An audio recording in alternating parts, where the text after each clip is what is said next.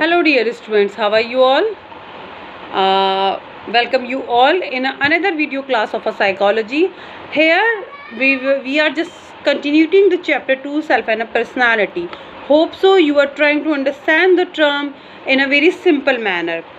So let's continue the chapter 2 self and personality, and here we are discussing the topic approaches to understand the term personality.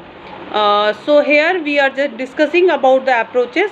In the last videos I told you about the type approaches. Hope so you wrote down in your notebook also. Students, if you have any problem related to any topic, you directly ask to me. Send your queries in my WhatsApp number if you are facing any type of problem related to these topics. So as in the last video we are discussing about the term type approaches. हमने type approaches पे बात करी थी कि how the different psychologist work और give a theories related to a type of the personality. कैसे उन्होंने personality के टाइप के अकॉर्डिंग डिफ्रेंशिएट करा था इंडिविजुअल को. In that one thing different psychologist ने अपने व्यू दिए थे. किसी ने इंट्रोवर्ट कहा था, किसी ने extrovert. Some said the 4 types of personality like type A, B, C and D and many more things in that one type approaches.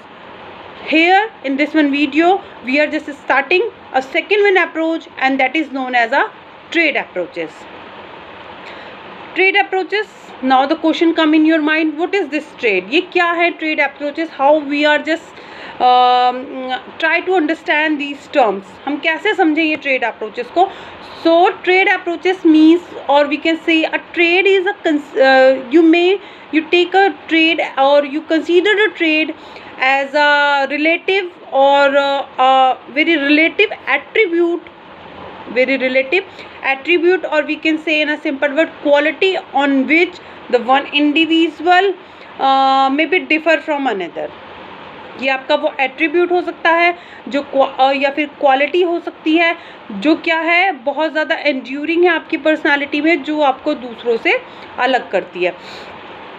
Relatively stable over in your personality. Always I am saying कि whenever we are talking about these attribute or qualities, तो ये क्या होनी चाहिए? Stable होनी चाहिए आपकी personality में.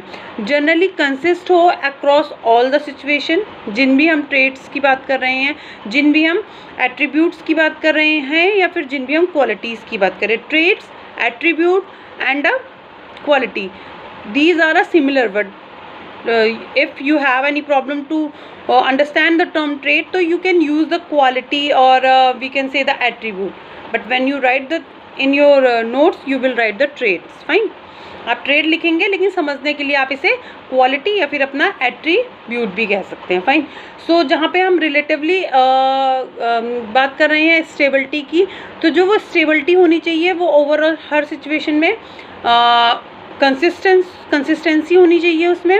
And second thing we can say कि ये जितने भी हम कॉम्बिनेशन की बात कर रहे हैं एट्रीब्यूट्स की, ये vary, these all types of attribution में वेरी अक्रॉस द इंडिविजुअल. ये जो भी हम एट्रीब्यूशन की बात करें वो हमेशा क्या हो? दूसरों से अलग हो. If these traits are vary from the another individual traits, so that is known you as your personal trait. Fine. So here the first leading हम बात करते हैं जिन्होंने सबसे पहले वर्क करा, ऑलपोर्ट्स ट्रेट थ्योरी. ऑलपोर्ट्स ने अपनी ट्रेट थ्योरी में 3 एस्पेक्ट्स पे बात करी है. The first one is the individual possess a number of traits. वो ये कह रहे हैं कि एक इंडिविजुअल के अंदर नंबर ऑफ ट्रेट्स होते हैं. Traits in a same manner you can understand the attribution और द क्वालिटी. ये जो इंडिविजुअल में हम बात कर रहे हैं नंबर ऑफ ट्रेट्स की, ये डायनामिक होते हैं नेचर में और डिटरमिनाइट करते हैं बिहेवियर को. These traits are dynamic in a nature and determine behaviour. ये बिहेवियर टू बिहेवियर क्या करते हैं? डिफ्रेंशिएट होते हैं. ठीक है. सेकेंड थिंग जो ऑलपोर्ट ने कही है, वो ऑलपोर्ट ये बता रहे हैं कि analysed word people use to describe themselves provide a basic for, you can say, the understanding the human personality or categorize into a two types. उन्होंने क्या करा, एनालाइज करा, डिस्क्राइब करने के लिए लोगों के इन ट्रेड्स को उन्होंने दो ट्रेड्स को यूज़ करा। First one is a cardinal trait and second one is a central trait. ठीक है, cardinal traits highly generalise dispositional, we can say indicates the goal around which the person entire life revolves. For examples जैसे Hitlers थे, mother Teresa थी, ये Hitler में क्या थी, एक अलग टाइप का पर्सनालिटी ट्रेट था।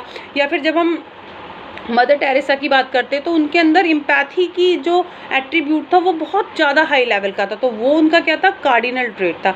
कुछ पर्सनालिटीज़ ऐसी होती है जिसमें कार्डिनल ट्रेट होता है, जैसे महात्मा गांधी का हम एग्जांपल ले सकते हैं। वो बहुत ज़्यादा अहिंसा को प्रोटेस्ट करते थे, बहुत ज़्यादा बचाव करते थे वो इन सब चीज़ों का, तो उनके अंदर दैट वन वाला, ये वाला ट्रेड क्या था, बहुत हाईली था। तो ये किस में रखा गया है, कार्डिनल ट्रेड में। सेंट्रल ट्रेड जो होता है वो स्टिल क्वाइट होता है और जनरल डिस्पोजिशनल होता है। For example I am a sincere, I am a studious, ये सारे जितने हैं ये किस में है, सेंट्रल ट्रेड में। और जो कार्डिनल ट्रेड होते हैं वो थोड़े से स्पेसिफिक होते हैं। ये कौन कह रहे हैं, ये ऑलपोर्ट का कहना है ट्रेड थ्योरी के लिए। फाइन, जो सेकेंडरी ट्रेड है वो लीस्ट जनरलाइज है और कैरेक्टरिस्टिक ऑफ अ पर्सन हो सकता है, जैसे आई लाइक मैंगो। अब ये जो मैं कह रही हूँ आपसे सेंट्रल ट्रेड की बात कर रही हूँ कि मुझे मैंगोज़ पसंद है, तो मेरे अलावा भी तो बहुत सारे लोगों को मैंगोज़ पसंद है, मैंगो खाना पसंद है। या आई लव डांस, तो बहुत सारे ऐसे लोग हैं जिन्हें डांस करना पसंद है, तो ये क्या है, एक सेंट्रल ट्रेड है। ठीक है, आप समझ रहे हैं। और कार्डिनल ट्रेड जैसे कि बहुत रेयर एग्जांपल है, जैसे कि हिटलर था, उसका वे ऑफ थिंकिंग बिल्कुल अलग था, उसका जो काम करने का तरीका था वो बिल्कुल अलग था। हिटलर कहते हैं ना एक वर्ड जो बहुत पहले से नाउ डेज भी चला आ रहा है, तो ये डिफ्रेंशिएट करता है between the cardinal trait and a central trait. And we can say in this one thing, the people sharing the same trade might express them in a different way। हो सकता है कि आपके और मेरे अंदर सेम ट्रेड हो but express करने का उसको तरीका अलग होगा। तो ये दो चीज़ों पे हमने बात करी। ऑलपोर्ट की ट्रेड थ्योरी, ऑलपोर्ट ने अपनी ट्रेड थ्योरी में इंडिविजुअल के लिए कहा है कि individual are having the possess number of are numerous number of traits होते हैं हर एक इंडिविजुअल के अंदर, डायनेमिक इन नेचर होते हैं, डिटरमाइन करते हैं आपके बिहेवियर को, और उसको एनालाइज करने के लिए उन्होंने इनको दो कैटेगरीज में डिवाइड करा, cardinal trait and a central trait. Cardinal trait में आप सेम एग्जांपल लिख सकते हैं just like a Mother Teresa और we can say the Hitler, और सेंट्रल ट्रेड में any type of attribute like I am a sincere, I am a very good dancer. और जहाँ पे हम इसके डिस्क्रिप्टिव पार्ट की बात करेंगे सेंट्रल ट्रेड की, तो वहाँ पे हम लिख सकते हैं they may be individual react on a situation depends of his or her trade. मैं किसी भी सिचुएशन में कैसे रिएक्ट करती हूँ ये मेरे ट्रेड के अकॉर्डिंग क्या होता है, कंटिन्यूड होता है। फाइन, तो नोट डाउन दीज थिंग्स, बहुत शॉर्ट में आपको लिखना है, don't be descriptive, right in a points in a Allport theory. You take your books, you open the video and with the help of a video you try to understand the term. ठीक है, आप इसके through क्या कर सकते हैं, topic को समझने की कोशिश कर सकते हैं। whenever you are making a notes you go through with your book only। जब आप नोट्स बनाएंगे तो अपने बुक के थ्रू ही बनाएंगे। फाइन, आप उसके लिए कॉमन वर्ड्स चेंज कर लीजिए, यूज़ कर लीजिए, but go through with the NCERT 12th class books only. जो सेकंड हम पर्सनालिटी फैक्टर की बात करेंगे नेक्स्ट वीडियो में वो है रैम एंड केटल। ठीक है, जैसे कि हमने बात करी थी टाइप अप्रोचेस में डिफरेंट साइकोलॉजिस्ट की, in a same manner we will discuss the different psychologist in a trade approaches, but this is a little bit change rather than other subjects, तो इट टेक अ टाइम। हम बहुत smoothly आगे चलेंगे, we will take too much time to complete these lessons because it will beneficial to understand the topic in a proper manner. So hope so the all thing is clear in your mind. If you have any doubt you ask to me. Thank you, have a nice day.